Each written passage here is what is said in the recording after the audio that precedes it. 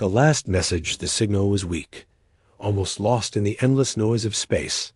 It drifted for decades, bouncing between dead stars and cold asteroids. Most ships ignored it, thinking it was just another ghost signal.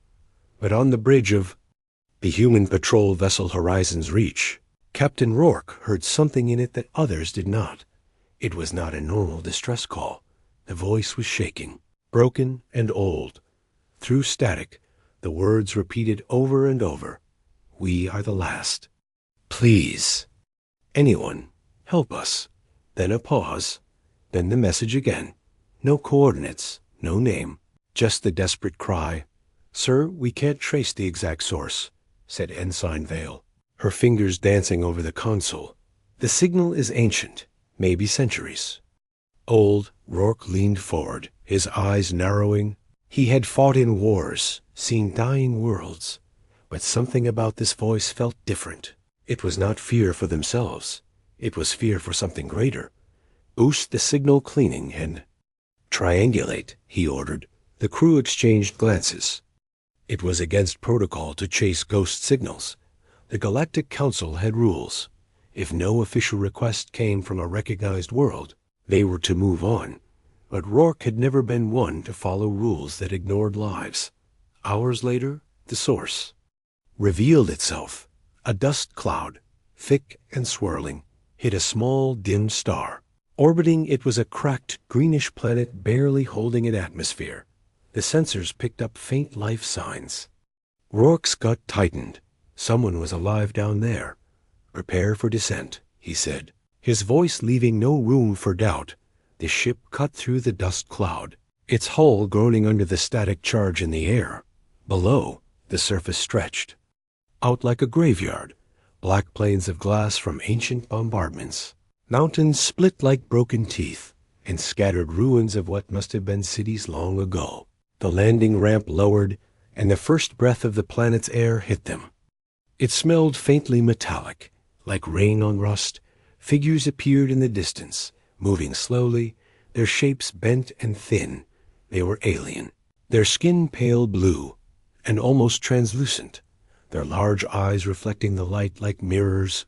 One of them stepped forward, leaning on a carved wooden staff. I am Elder Thari of the Tavari, he said, his voice soft but carrying a weight that silence could not hide. You came. No one has come for us in centuries. Rourke nodded slightly. We heard your call. The elder's eyes closed for a moment, as if holding back tears. Our people were once many, spread across the stars, he said, but the Vraks came. They hunted us like prey, burned our worlds, and left only this place, hidden in the dust. We are the last. Fewer than 200 remain. The crew exchanged uneasy looks. The Vraks were an old name in the galaxy. One whispered in fear. Predator species, merciless and patient. If they had chased the Tavari for this long, they would not stop now. You are safe now, Rourke said, but even he knew it was not true. Safety was a fragile thing in the galaxy, and the weak were never left alone for long, as the humans. Unloaded supplies. A loud crack echoed from the mountains. The Tavari flinched, some falling to their knees. Rourke's hand went to his sidearm. A second later, the Horizon's Reach reported incoming readings. Small ships breaking through the dust cloud, moving fast. Elder Thari's face turned pale. They have found us, he whispered. They never stopped searching. Rourke looked toward the sky, where streaks of fire were cutting through the clouds. He had seen this before. Hunting parties, scouts before the full fleet arrived. The humans were outnumbered, underarmed, and far from reinforcements. Get your people underground. Rourke ordered. We'll hold them off. Vale hesitated. Sir, if the Vraks are here, the rest of their fleet isn't far. I know, Rourke replied, his voice cold and steady. But until Earth hears us and answers, we are the shield. The Tavari moved quickly, guiding children into the ancient tunnels under the settlement. The humans set up defensive positions among the ruins, placing mines and rifle nests. The sound of engines grew louder, echoing over the glass plains. Dust and ash swirled in the air as the first Vrax dropships came into view. Rourke took one last look at the settlement. It was broken, scarred, and almost dead, but it was also the last home of a people the galaxy had chosen to forget. And now it was his responsibility. No matter the cost, humanity would not abandon them. As the first Vrax soldiers hit the ground, Rourke raised his rifle. The sky above was darkening. The real fight had just begun. Asterisk, the hunter's return. Vrax dropships landed hard, kicking up black dust that clung to the air like smoke. Their soldiers poured out, tall, armored, with curved helmets that hid their faces. Each carried a plasma spear that hissed and burned at the tip. They moved. Like predators, slow at first, savoring the hunt. Rourke watched them through his scope. They were scanning the ruins, ignoring the humans for now, searching for their true prey.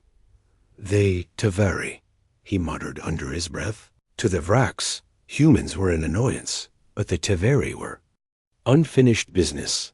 This wasn't just war. It was extermination. From behind the broken walls, Vale's voice came through the comm.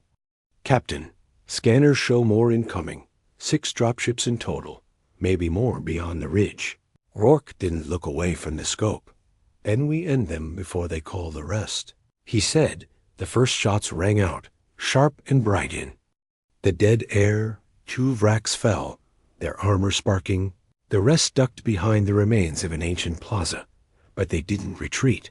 They advanced, using the cover to push closer. The humans fired in bursts, forcing them to slow. From the tunnels below, Elder Thari's voice trembled through the comms. They will not stop, Captain. The Vrax believe the last of the Taveri must be erased for their honor. Rourke's jaw tightened. Then we make sure their honor dies here. The battle raged in the ruins, each shot lighting the shadows for an instant. A young Marine named Connor was almost taken by a plasma spear until Lyra, the Taveri girl, pulled him down. Her hands moved fast, tossing a small crystal into the air. It flashed, a burst of energy that knocked 2 Vrax to the ground. The humans stared, surprised. It is old Taveri tech, she explained quickly. But it still works. For a moment, it seemed the humans might hold the line. Then Vale's voice came again, sharper this time. Captain, we've got bigger trouble. The Vrax flagship just entered low orbit. Rourke froze for half a second. If the flagship was here, it meant one thing. An orbital strike was coming. The Kun crackled with a deep alien voice. This is Commander Varsh of the Vrax Dominion, it said, slow and deliberate. Turn over the Taveri, and you will be spared. Resist, and you will burn. The ruins fell silent, except for the wind. Rourke clicked his come on. Varsh, this is Captain Rourke of the Terran Alliance.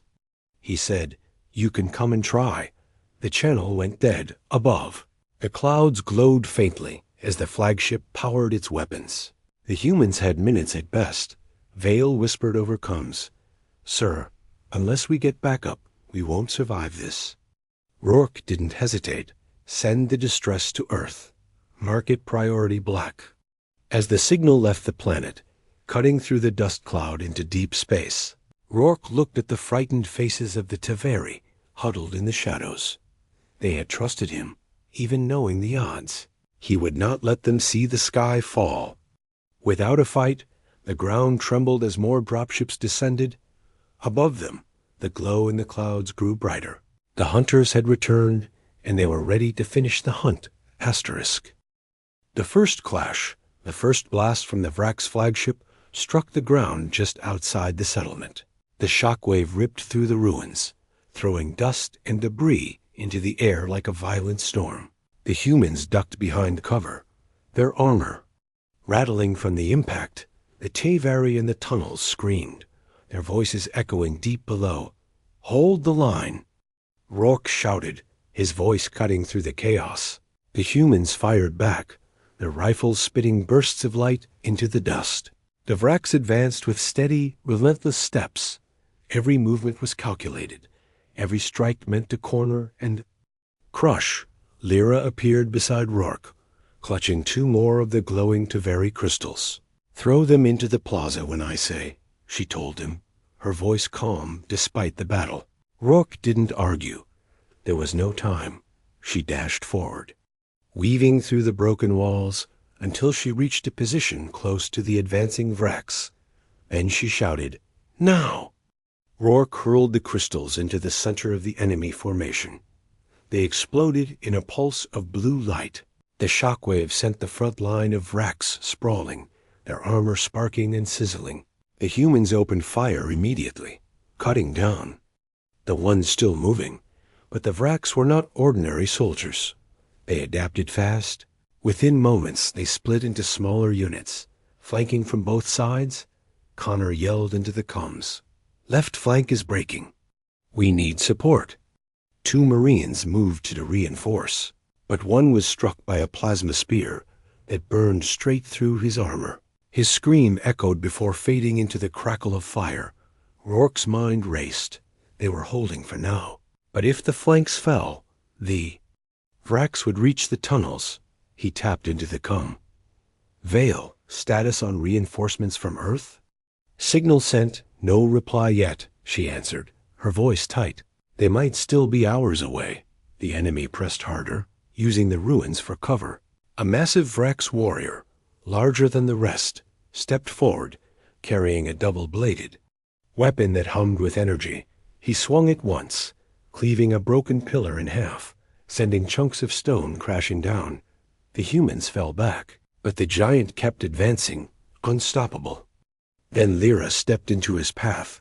She held a Taveri spear, its crystal tip glowing like fire. The giant laughed, a harsh, metallic sound, and raised his weapon. Lyra didn't wait.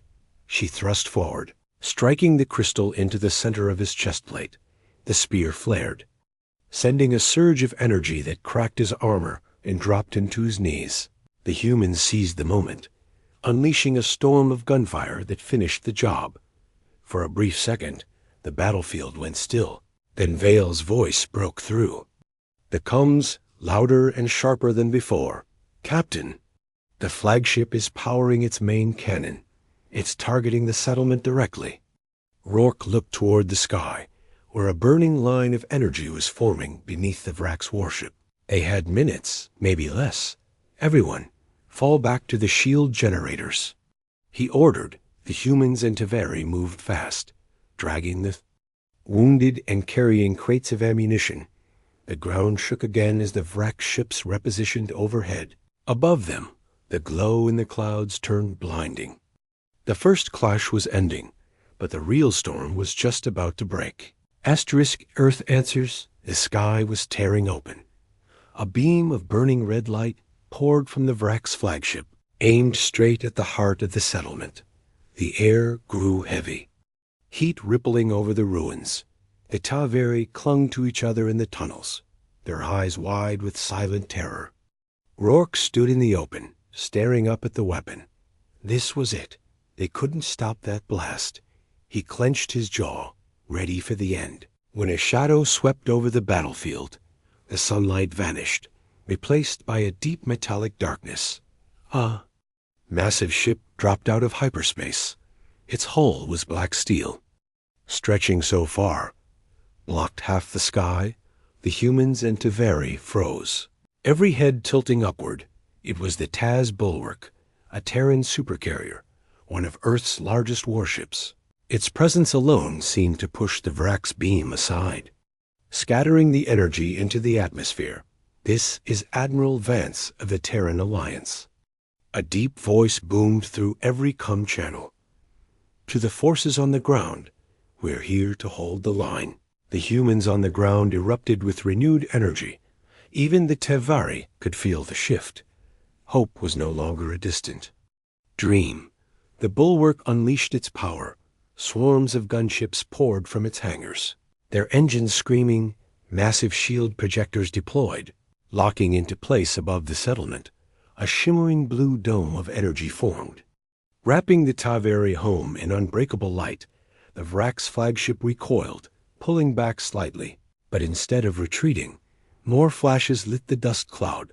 3, 4, 5 more Vrax warships jumped into orbit. They were not backing down. They were doubling their forces. On the ground, Rourke's come buzzed with the Admiral's voice. "Captain, you're now under my command. Dig in and protect those shield generators." "Understood," Rourke replied, his voice steady. The humans reinforced their positions, the Taveri joining them without hesitation. Weapons were reloaded, mines armed, and watch posts manned. In the distance, the first wave of Vrax dropships made their move, but now they were met by human gunships tearing through the sky. Explosions lit the horizon as missiles found their targets. The battlefield became a storm of fire and steel. From the tunnels, Elder Thari emerged, walking with slow dignity. He looked at the shield dome above them, then at Rourke. "Your people came," he said quietly. "They came because you called," Rourke answered. "And because we don't abandon those who ask for help." Above, the bulwark's heavy cannons roared. The sky became a burning sea of light, each blast shaking the ground. But through the fire and smoke, the Vrax kept coming, their determination matched only by humanity's refusal to yield. As the battle raged, Vale's voice cut through the comms, urgent and sharp. "Captain, enemy reinforcements are breaking past our gunships. They're heading straight for the generators." Rourke raised his rifle, his eyes narrowing. Then, "We meet them there," he said, "because if the shield fell, so would the last hope of the Tevari." The humans moved toward the generators, every step echoing with the knowledge that the next few minutes would decide everything. Asterisk. The shield holds, the shield dome shimmered like blue fire in the dust-filled sky. Every Vrax blast slammed against it, sending ripples across its surface. It groaned under the pressure, the humming growing louder with each hit, inside, the aside, the aside. Humans and Tevari fought like the walls themselves could break any second. Rourke led his squad toward the eastern generator. The machine stood tall, glowing with raw energy, its surface marked by centuries of Tevari symbols. Lyra ran beside him, carrying a pouch of ancient crystals. "These will boost the generator if it starts to fail," she said, her voice breathless. Rourke nodded. "Then keep them ready." The first wave of Vrax broke through the smoke. Armored warriors moving fast, gunfire erupted, each shot flashing bright in the gloom. The humans took position behind sandbag walls, rifles barking in controlled bursts. The Taveri warriors, though few, stood beside them, firing crystal-tipped weapons that pulsed with blue light. One Vrax soldier reached the wall, leaping over. With terrifying speed, Rourke caught him mid-air with a point-blank shot, the body tumbling back into the dirt. But more came, their numbers endless. From the western ridge, Vale's voice shouted over comms. "Generator 2 is taking heavy. Fire. They're trying to collapse the dome." Elder Thari appeared at the ridge with a group of Tevari defenders. They carried ancient shields that glowed faintly, deflecting enemy shots. Though their weapons were old, their courage burned bright. Side by side with the humans, they pushed the Vrax back from the generator's base. Above, the bulwark's gunships screamed through the air, unleashing missiles into advancing Vrax armor. Explosions lit the ground, the shockwaves rattling teeth. Yet for every enemy destroyed, more arrived. The Vrax were pouring everything into breaking the shield. Suddenly, the dome flickered. A wave of panic rippled through the defenders. Rourke's come buzzed. "Cap, the main power core's overheating. We've got maybe 5 minutes before it shuts down." Lyra was already moving, climbing onto the generator's side and jamming her crystals into the glowing conduits. The machine pulsed, light surging back through the dome. She shouted, "It will hold, but only if we keep them away from it." The battle became a storm, blaster fire, crystal bolts, and the roar of human rifles filled the air.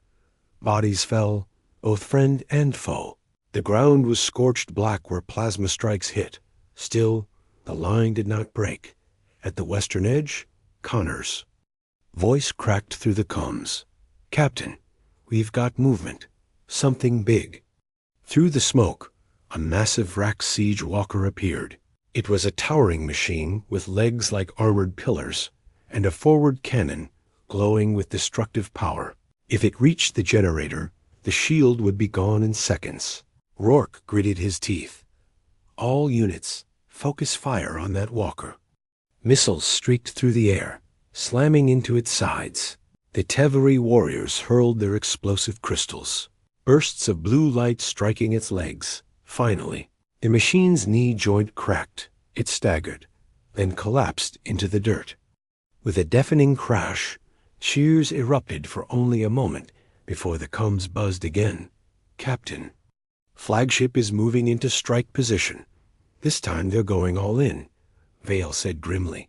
Rourke glanced at the glowing dome overhead. It was holding, but for how long? The shield had survived the day so far, but the night was still coming. Asterisk raking.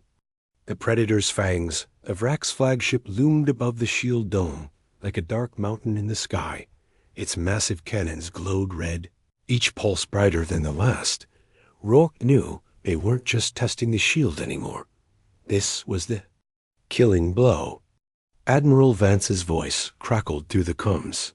"Captain, our scans show the flagship has a planet-killer cannon. One shot will shatter the dome and level the settlement." Rourke didn't need convincing. "I'll take a team up there." "And end it," he said without hesitation. Vale's voice came sharp. "Sir, that's suicide.